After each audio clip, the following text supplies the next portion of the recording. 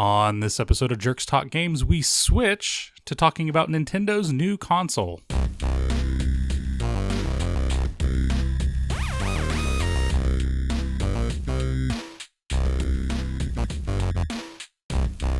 And welcome to Jerks Talk Games, a podcast with two programmers who love to talk about video games. My name is Chris Tankersley, and with me is my always co-host, Gary Hawken.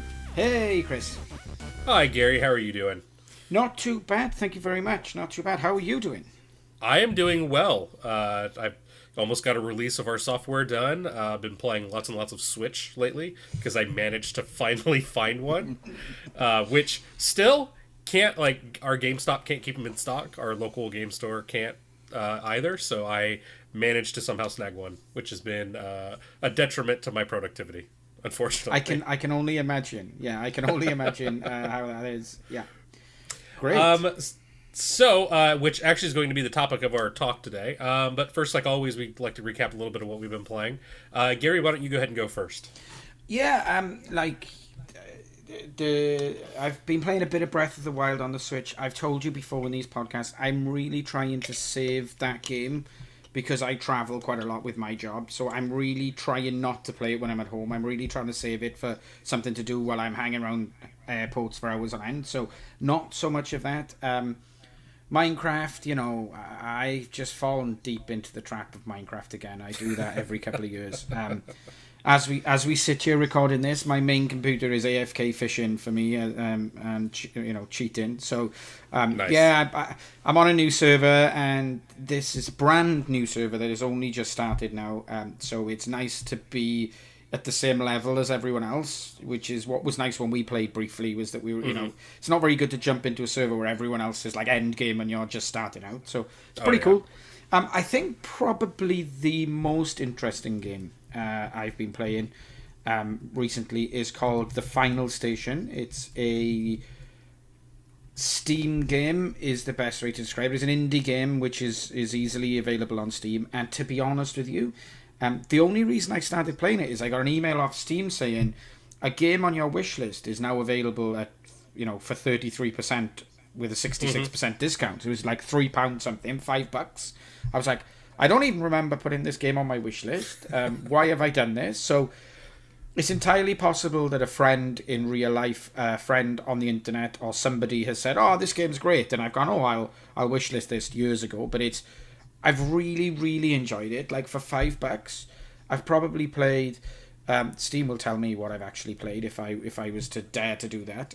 But I've probably played not that much, like 5 to 10 hours of the game. But it's really cool. It's like a side scroller game where you're the conductor of a train. Although the train drives itself, you need to just keep it running between stations, and that's. When I bought it, I thought, that's going to be the full premise of the game. But actually, that's just a tiny mini game, moving between stations. The actual game is like a 2D side-on, 8-bit style scroller where you have to shoot the zombies that come at you and explore the station to find the code to move on to the next code. But it's really, really good. Very simplistic, but it's one of those games where there's a big trade-off between... Ammo is like really, really difficult to find, so every single shot you take with your pistol is like a considered one because the levels never change. There's always going to be 3 small zombies and a medium one here and an exploder one over here, so it's like it's like, can I get past these using melee only, so I've got 6 bullets to be able to take on this exploder. It's where you really consider every shot. It's really cool. I'm really, really pleased, and I'll definitely, I haven't played for a few days, but it's one of those games I'll definitely go back to. And there's some DLC available, so yeah, we'll see. I'm really pleased with that. It's one of those really nice sort of indie finds that you don't expect anything and you really enjoy.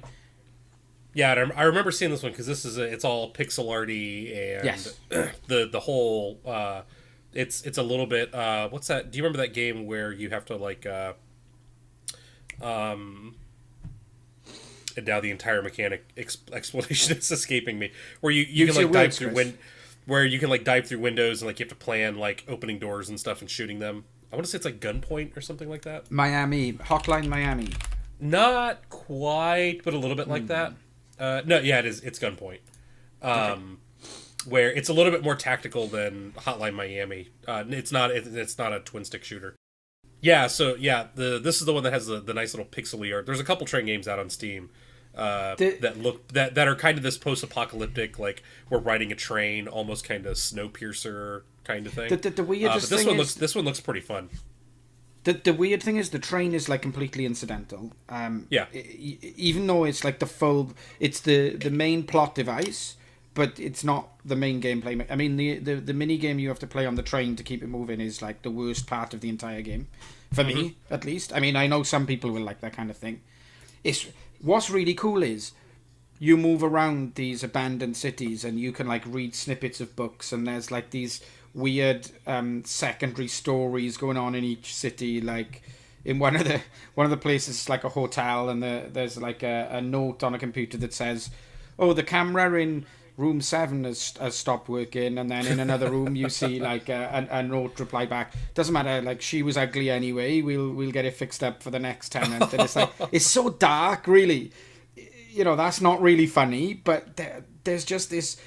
Each station you go to is either got like an industrial complex or a city or something attached to it, and there's always these little mini stories going on where there's a note saying, "Gone to get some wood, be back soon," and then in the woods you find the corpse and you go, "Oh, okay, that's the guy who's gone to get some wood from earlier," you know. So it's okay, so it's a little bit like Skyrim. You pick up these little lore pieces, and then like it's you just can find these the little set pieces. tiny snippets that fall in place in each of the individual cities. I'm really enjoying it, I have to say.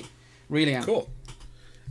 Yeah, I think I have that on my Steam list. Just didn't pick it up because I've been my backlog at this point is so freaking crazy. Which the outside of the Switch, I picked up Thimbleweed Park, which is like an old LucasArts point and click adventure game. Really super fun if you love things like Sam & Max and Day of the Tentacle and Full Throttle, which just got a re-release, which I need to pick up. Thimbleweed Park is that same vein and that same humor and all that stuff as the old LucasArts Scum games. It looks awesome. You play as two. You start off as two like FBI agents, like investigating a murder, and it turns into this whole weird. Because I don't want to spoil it, but there's this really weird.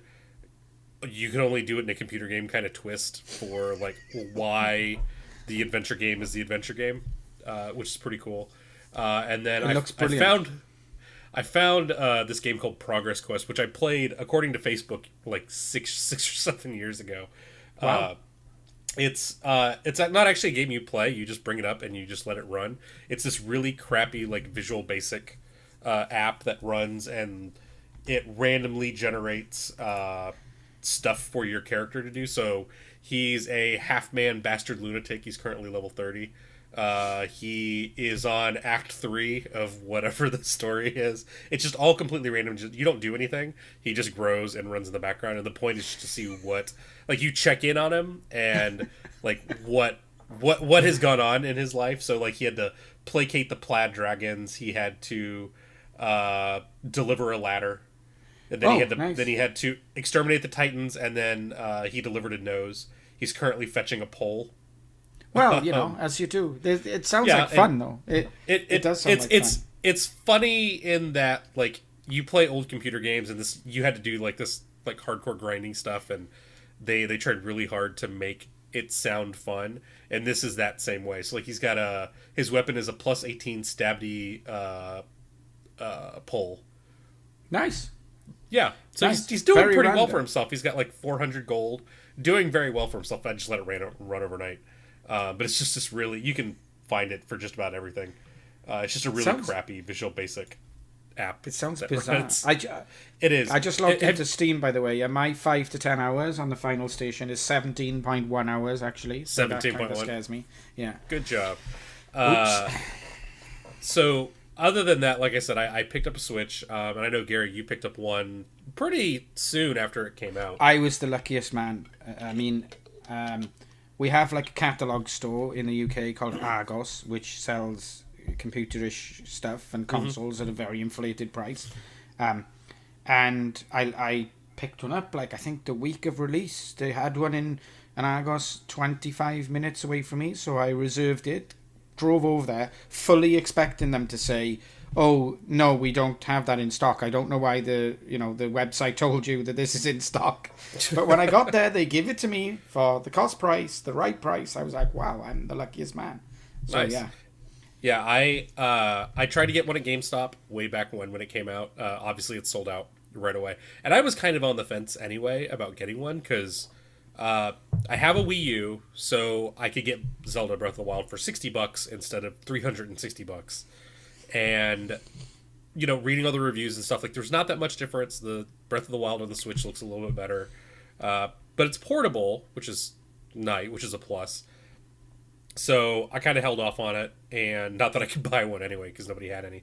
And then I got I've been kind of saving up my book royalties. So if you're interested in Docker for developers, you should go buy that so I can buy more Switch games. Yeah, we'll cut that out in post. It's fine. No, because see, I do all the editing, so this is going to stay. This is going to be right at the beginning. We're going to move this straight to the beginning. Free sponsorship. This is my 30-second blurb. But I've been saving that up, and our local game store, which does a lot of retro games as opposed to like new stuff, got like 4 of them in stock, and so they usually sold out pretty quick. And then like the next day, I'm kind of like, I could get this. I really should be saving for vacation, but I could be buying a Switch, which I'll use on vacation, and the kids will like it. So see, it's a family thing. It's not just for me. Went in. I figured worst case I'll go and I'll pick up some Super Nintendo games. And they had one. You had to buy a bundle at cost. So I mean, I ended up with 1-2 Switch and a Pro controller, and the system itself. So and all at regular price. Like it wasn't like they gouged me on stuff. Oh, I can't get hold of a Pro controller anywhere. To be honest, I'm trying to get hold of one, and you can't even get the Pro controller in the UK. So you may hold off a little bit. There's some problems with like the D-pads apparently. So and it could be a vocal minority, but a lot of people are having to send theirs in. Mine seems to be fine, and I've also not had any of the issues that some people are talking about. Like I'll discuss them a little bit. But Switch came out March 3rd, so it's only actually just now 2 months old. In the first month, it sold 2.74 million units. Wow. Which is, I think they said, the fastest selling Nintendo console ever. Not highest, because I think the Wii still holds that at like 100 million units total. And is, from what I understand, the only reason it's not higher is because they can't make them fast enough. Yeah. It's really weird. I read an article, or I should say I skimmed an article where it said like Nintendo are losing money on each unit because they're having to fly the consoles to the distributors basically. They're running their own boat. Yeah, they're running their own airdrop service instead of shipping them normally. Yeah. So they normally obviously come on a cargo boat as slow as you like, but they're flying them which is and I mean and then from what I understand, supposedly that's why we're not getting NES Classics anymore, is because they're using that extra capacity for Switch stuff. I don't know that I believe that, because I mean those things are basically like pies in a plastic shell, but if it means an increase in output for the Switch, I'm kind of all for it, because everybody should buy one. This video not sponsored by Nintendo. Are you you're telling me like every single time Nintendo releases a new major console, they always sell out and can't meet demand, and I'm telling that's part of their marketing strategy. Sure. Oh yeah. Entirely. And part of it is, I mean, they did take a little bit of a gamble with this one, because it sits in a weird spot.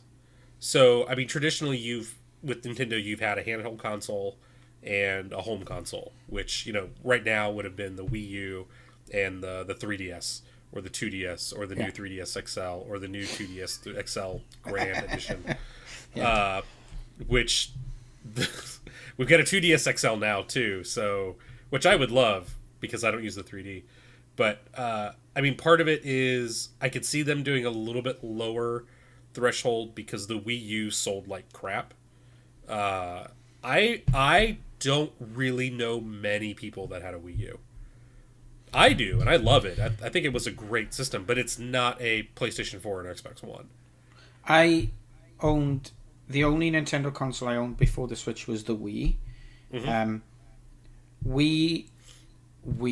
No, there's a joke somewhere I can't quite get it, but we with the Wii, we as a family had the first few years it was great fun. I'll be honest, but the novelty wore off with that controller system. It wore off really quickly for us, at least. Yeah, but it was cheap.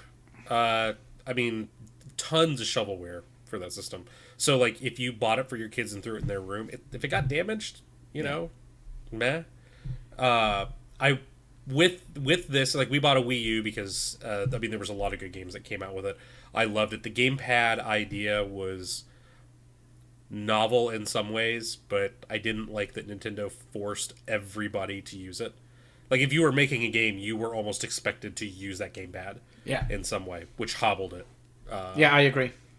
And apparently it was really hard to program for. So with the Switch, they decided to switch to a more regular architecture. So it's got ARM processors in there, as opposed to like with the PlayStation and the Xbox use, which are x86 processors, which are like the same things that come on Windows computers and Macs. Yep. So and it's a chipset they didn't design. This is the first time they didn't design a custom chipset. They're using NVIDIA's Tegra system on a chip stuff, which is, I mean, pretty nice in its own. So you've got 8 cores at 1 gigahertz. So you've got a bunch of cores, but they're really slow. 4 gigs of RAM, and a pretty nice quote-unquote HD screen. It's a DVD quality screen at 6 inches. So it looks really nice, and so far what I've been playing with it plays really nice. But it is not going to offset the graphical powerhouse of, especially a PlayStation Pro or an Xbox One. No, it's not. But I don't think it's designed to compete in those fields. Like, no. I have to say that traveling, playing Breath of the Wild is amazing. It's like, I've only, so the if we're gonna move into the content, I've only played Breath of the Wild. That's all I've played. I don't own anything else. I constantly look at the store, and I'm constantly disappointed. So for me, there's only like 3 recognizable games that have been released, and it's been out for nearly 2 months, which is Breath of the Wild, Mario Kart 8, and there's a Lego game out, I believe. Which I've heard is shit. I don't think the Lego game is Switch exclusive, though, is it? No, it's based off the Wii U version, so they ported it over like they ported Mario Kart 8 and Zelda. I think the only Switch exclusive game right now is 1-2 Switch. Yeah. And then technically Mario Kart 8, even though it's all the DLC packs and a couple extra things from the Wii U version. So I mean, that is one thing that I think is really kind of limiting it right now. I've got quite a few games for it, and I'm pretty happy with it. I've got I picked up with it 1-2 Switch, and then I didn't. That's not a game you can play all the time by yourself. No, it's like you literally have to have 2 people. It's like the kind of games, from what I've seen, it's like the kind of a box full of mini games that you like party games. It's a party game. Sort of, yeah. And it's not the kind of like mini games that like a WarioWare game would be. You have to have multiple people to play these games. I wasn't super excited about that, but it was either Zelda, which I already own, or 1-2 Switch. Yeah. So then I went and picked up at another store Binding of Isaac Afterbirth Plus, which is a twin stick shooter. I have bought that game so many times. That is turned into my personal Minecraft. Like, if it comes out, I have purchased it. Unlike my kids, which want Minecraft on everything. Yeah. Because I think I've got it on Steam. I've got it on Vita. I've got it on. I think we have it on iPad. I just bought it for Switch. It's on PlayStation. So for one of the best twin stick shooters out, bar none. But it's an indie game. but it was one of the first physical releases too. I think it actually came out a couple weeks after launch, but by the time I got it, it was out. So I picked those two up, played that for quite a while. I picked up on the store Human Resource Machine, which is a little bit older of an indie game.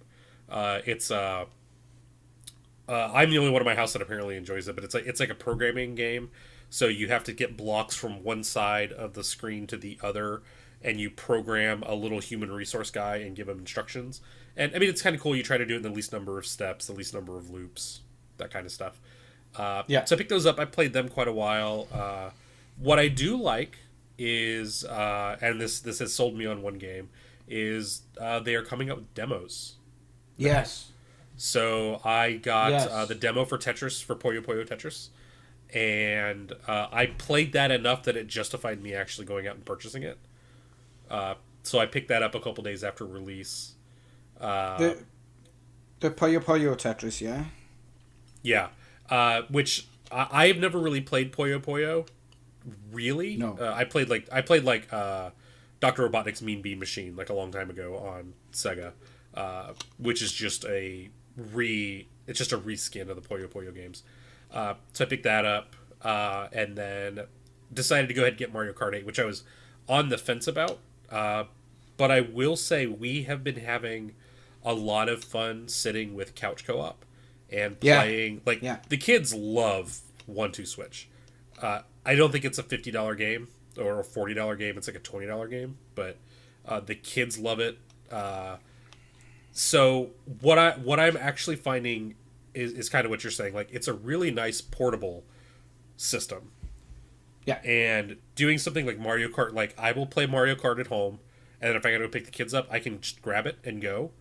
And then I posted on Twitter, I was sitting in the car waiting for the kids to get out of school, and I'm sitting there playing Mario Kart. And then when I got home, I could stick it back in the dock, and I was picked up right where I left off. I'm not really playing it docked, but that's deliberate at this moment in time. Like, as I've mentioned, the only other thing, like, for me, it looks like there's going to be a really nice indie game community and a nice round of releases for indie games. But I mean, you look what's available now, right? The pricing on stuff on there is absolutely ridiculous. I don't know if it's just the UK. You can buy now an old Neo Geo game, Neo Turf Masters, which is from the mid 90s, and it's expecting me to pay £6.29. Like, they're $8, I think, US. So that's probably about the same. It's crazy. You can buy King of the Fighters 94. There wasn't a brilliant game on Neo Geo in 1994, and you can pay £6.29 for it. It's like, what the hell are they trying to kid here? Like, if that game was a couple of pounds, that's a £2 game at most, just to fill up, just for something to do while you're waiting to see what the next big purchase is going to be. They're taking the mick a little bit at the moment, I think, but yeah, some of the, and I don't know if Nintendo's setting the prices or how much of the publisher is on these, because like Snake Pass, which is a brand new indie game, a platformer game, I think is $20, which is about what I would pay on a PlayStation 4 for a brand new indie game. Yeah. Same thing for Wonder Boy, the remake of the old Master System game, which is pretty cool. I mean, like they redid all the graphics. They actually make it so you can use your passwords from the Master System in the new game, and vice versa. So it's a complete remaster, like at the core level, and you can like hop back and forth between graphic styles. The irony here is that that's like a game that sold 100,000 Sega Master Systems. That game alone. Oh, I know. Sold so many Master Systems back in the day, and now it's like, oh yeah, you can play it on your Nintendo device. If you'd have said that at the time, people would be like, whoa, what's going on?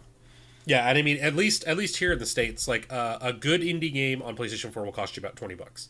That's roughly what they're costing on the Nintendo Switch right now. And that's one of the one I picked up, Has Been Heroes, which is an indie game, but I managed to get a Kart version of that. So those are not too bad. I really hope that this is an indie system. I have been picking up indie games on the PlayStation 4, and then obviously on Steam, when I can find ones that work on Linux. And I love. I mean, there's a lot of really great indie games, and supposedly porting them over to the Switch is not that hard because it's an ARM, ARM processor, so the conversion's not too bad. And I loved that about the Vita, like getting little indie games on my Vita, because the Vita had an excellent screen. It had good enough battery life. It felt like a good, proper, powerful portable system, and the Switch is turning into that very quickly for me. Even playing like Mario Kart, like the ability to pick up the game and just play it whenever is fun, but then being able to get indie games that are very quick, they're designed to pick up and play quickly, or even some of the more in-depth ones like Wonder Boy, I think are really going to help sell the system. But there's nothing out. I think there's 185 confirmed games right now that are confirmed to come out on Switch right now, but there's 25 that you can buy, and that's including all those Neo Geo remasters, which are not worth it. They should be $20 for them all. That's what I'm thinking. But hey, let's be honest, right?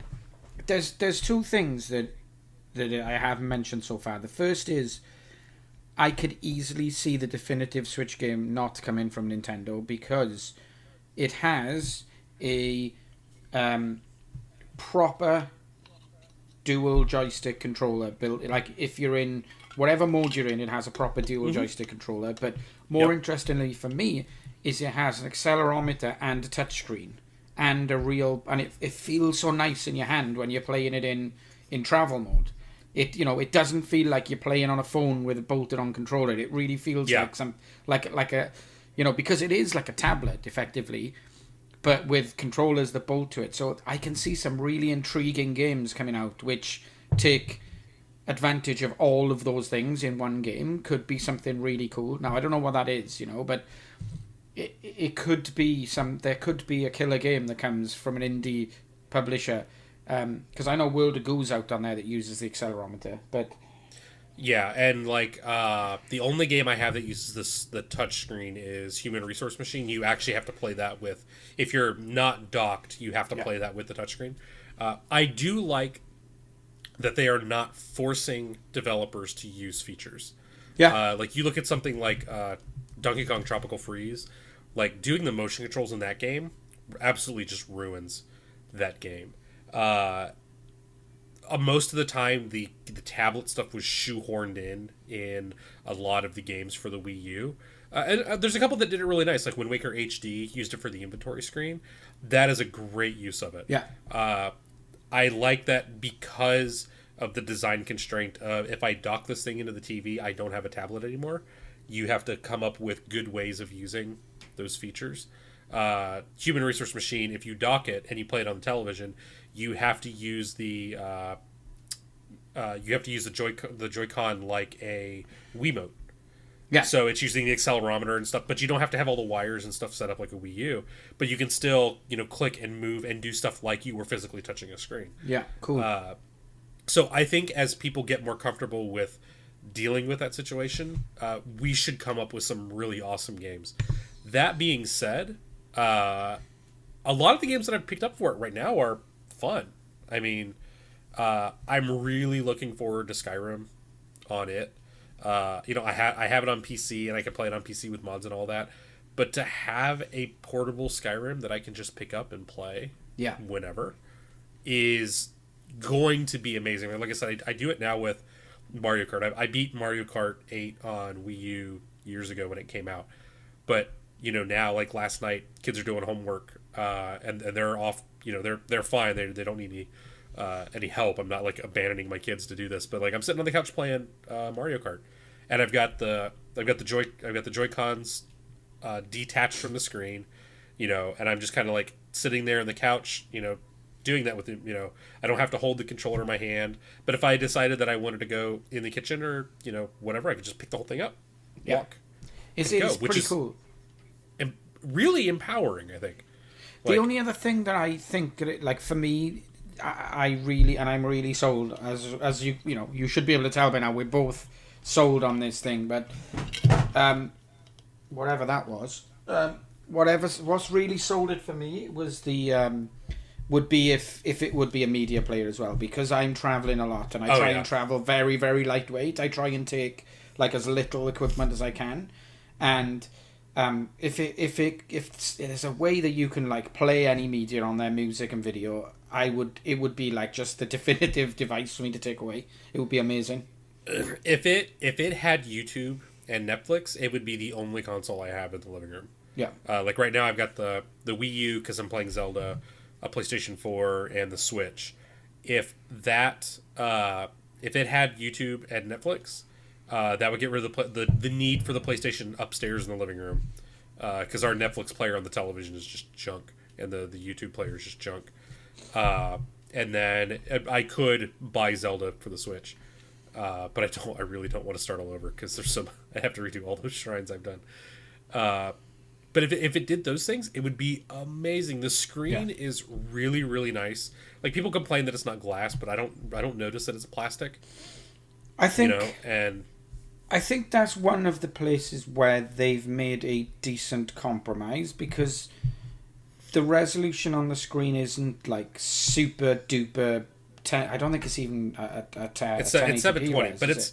Yeah. No, it's 720. But it's good enough. It's only it's 6 inches. I don't need 4K. No, on exactly. A 6-inch screen. I agree.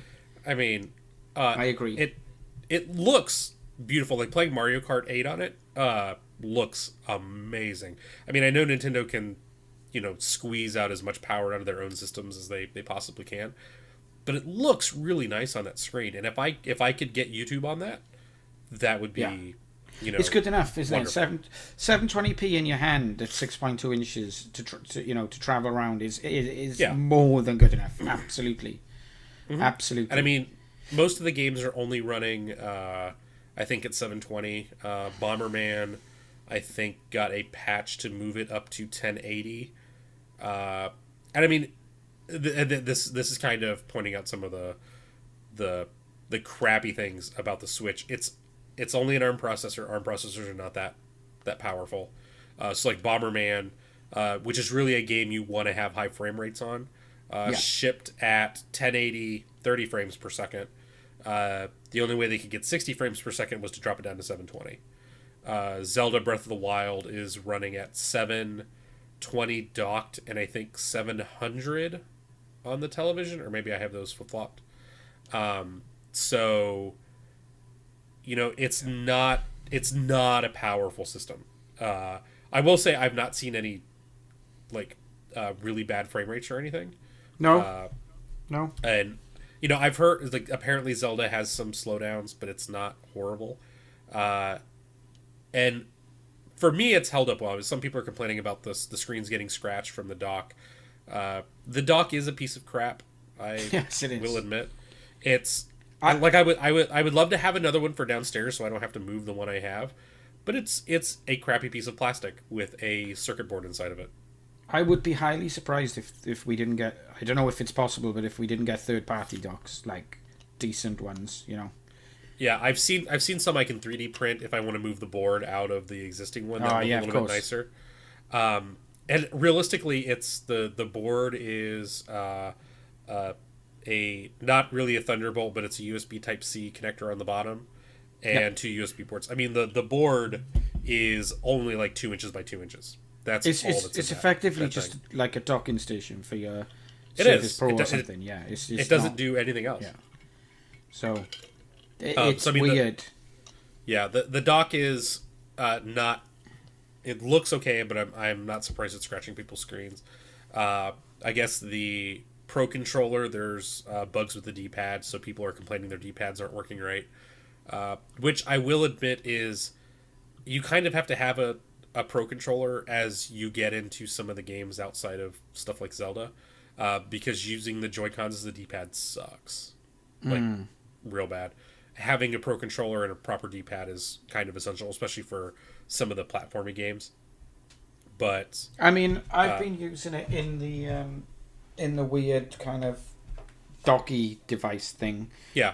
Which seems to be okay to me, but I don't mind using that. But but so they're going to come out with Street Fighter sometime this summer.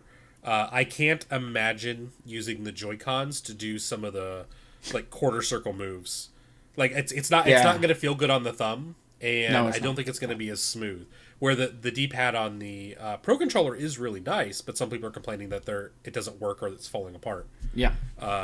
There's, I guess, the antenna in the left Joy-Con, the Bluetooth antenna, is crappy. It's shorter than the right-hand one. Like, so they've actually opened it up. There's a mod you can do to increase the antenna size. Like, you literally solder a new antenna on, and it fixes all the problems. I've not had that problem. Some people are complaining the Wi-Fi range sucks. Like, they especially with Mario Kart, people are doing Switch parties. So everybody brings their Switch over, and they play the Wi-Fi multiplayer mode. You've got to have them within like 2 feet of each other, or it doesn't work. That's terrible. I haven't tested that, but I get perfectly fine Wi-Fi coverage inside my house. Now I do have a kind of a prosumer grade AP because I've got like 40 wireless devices in my house, and it kills everything. So I don't know if that helps. And again, it could be vocal minority, like some of the things. But again, you sell 3 million units. Yeah, some people are going to probably get some bad ones. I've had problems where I've had to hard restart the Switch to get it to pick up. It would pick up the Wi-Fi, but it wouldn't. It kept coming up with DNS errors. And I didn't change anything at all except for give it a hard reboot, and then brought it as soon as it came back up, everything was working fine. But as you and I know, that's the kind of thing that can happen to any device. A DNS server dropping out and being cached. It could happen to a laptop. It could happen to. I mean, the only thing is with a laptop, there's command line stuff you can do to kind of invalidate that and start again. Whereas on a console like that, you can't. So, yeah, overall, it's been really, really rock solid. To be fair. Yeah, I've really my only complaints are the battery life is not super great. Playing Mario Kart, I haven't drained it totally, but I can probably get about 4.5 hours of play off of it, which doesn't sound bad for pick up and go stuff. Like going to pick up my kids, I don't need 4.5 hours of playtime. But like you, I travel a lot. Like I was just looking, a bunch of people at work are meeting down in Austin. That's at minimum a 3-hour flight for me. That's going to drain the battery most of the way. And you can get a battery pack because, I mean, it's just USB-C on the bottom. Yeah. But you have to have a fairly high-powered battery pack. Not capacity, but I know output voltage, because a lot of the battery packs are only like 2.5 amp. And that's not enough to actually charge it while you're doing anything. It's... For me, right, honestly, I'm so happy it's USB-C. My phone is USB-C and uses the same rating, so I only got one charger to go, which is double brilliant for me to travel. I don't have to lump another big power pack with me. And realistically, it's Breath of the Wild. I can play for 4 hours easily, but I even when I'm traveling, like long haul, if I'm travelling over more than 4 hours, there's always somewhere to plug it in. Like when it gets to about, I don't worry about it till it gets to about a quarter, then I'll plug it in. Right. And I think it supports turbocharge or fast charge or whatever, because it seems to charge really quickly. It'll take up to whatever the fastest output USB-C will accept. Yeah. So like whatever the MacBook Pros and the new MacBook Pros and stuff take. Yeah. Like I have some really nice Anchor battery packs. Yeah, me too. That do the intelligent and the fast charging, but I know like my wife's charger doesn't do that. It's lucky to get 2 amps. Yeah. So it's not going to charge the Switch. Like we're going to go. We have a 13-hour car ride to the beach in about a month. Wow. I don't know if you know this, Gary, but America is huge. Yeah, gigantic. I can see the beach if I just look out of my window here. So it's... Well, I mean, if I lived near the beach, I could do that too. But so we've got a 13-hour car ride. The kids want to take the Switch, and I mean it's portable. I have no problem with that. We are going to have to use we have a little outlet DC converter for the car. They're going to have to use that, the vast majority of the way, because Yeah. 4 hours, especially like because you can do 1-2 switch without actually looking at each other if you figure out the orientation, or like playing Mario Kart. So they're gonna do that in the car, which is great. 4 hours is not that much. No. And I mean, like I'm coming at this from my DS, which gets 20 hours of battery life. Like, Yeah. it's odd when I realize I have to plug it in and charge it, or the Vita, which I regularly got like 10 hours of battery life out of. Like, and I know the Vita's smaller; it's got a smaller screen; it's not as powerful. No. But when you think of something that's portable, 4 hours is like bare minimum. Like, I don't accept that for my laptop. No. I agree. Yes, I do. It's not been something that's bothered me yet, but I can see how it could bother other people. To be fair, yeah, it's not particularly brilliant, is it? No, and I mean, Yeah. the battery, since it's USB Type C, the battery pack does mitigate it, and it's probably not as big of a deal as I'm making it out to be. But like, if I'm comparing, like, if I had less than 7 hours in my laptop, like my work laptop, I would be complaining all of the time. I mean, like, I went out of the way to buy a brand of laptop that had an external battery so that I could get like 15 hours of battery life. But again, it also hasn't really impacted me. Like I said, like, I've never played it hardcore for 4.5 hours to drain the battery. So I could just be complaining just for the sake of complaining. I guess long term will show it off to me. The one concern I do have is longevity. I agree. Yeah, I totally agree. I know technically they're not user serviceable, but how user serviceable will it be? Like, I'm not afraid to crack it open and replace the battery if it comes down to it. But if it's a really laborious process, that's going to stop this thing from being around 7-8 years from now. Yeah, that's not a worry for me, really. I mean, I'm more concerned about like the Wii had a flurry of really decent games in the first couple of years, and then it just dropped off to tat mainly. And I'm all to be told I'm wrong here, but for me that was my perception, where really it just sat under the TV gathering dust stuff for a couple of years because of the stuff that was coming out for it. Of course, they released the Wii U then, which kind of give the brand a refresh, but most stuff never came out on Wii then. I know a lot of games did come out on Wii not U. Not that anybody and bought a Wii U anyway. No, and that's my only concern is, like, this is a really cool idea. It's a really cool piece of hardware. The Wii was a really cool idea and a really cool piece of hardware that got old really quickly. So is this going to get old really quickly, or is this going to sort of survive the test of time? Yeah, and I mean, for me, like, I got the Wii U, and I was excited about that because I liked the Wii. The gamepad was cool, but I don't think it was enough compared, especially to the PlayStation 4 and the 3 and the Xbox One. It was in a really bad spot. I mean, an iterative design on the Wii was not great, and then I don't understand Nintendo's naming conventions, but saying Wii versus Wii U confuses a lot of people. And then to compound that, the Wii U will play Wii games. So, there are lots of people that will go and say, like, my kids want a Wii U, go buy a Wii. Get it completely wrong. You have the reverse of that with all the DSs out now that are all compatible, but, which one of these do you buy? Because now you can still go buy a 3DS, a 2DS, a 3DS XL, a new 3DS XL, or a new 2DS XL. Which when my kid says he wants a DS, which of those five models do you buy? Yeah. So the Switch, I think, it's going to get them out on a new clear slate. And I think that if they can as long as they can keep up third-party support, I think it'll be okay. They're kind of staggering releases now. We started with Zelda. A couple months later, we're getting Mario Kart. A couple months later, we're going to get ARMS. And then a couple months after that, we're going to get Mario. So we've got the kind of up and down cycle that Nintendo's kind of used to. but I think the demand is much higher. I mean, I'm looking up Wii U worldwide up through end of last year was only 13 million units. Yeah. That was after 5 years of sales. Yeah.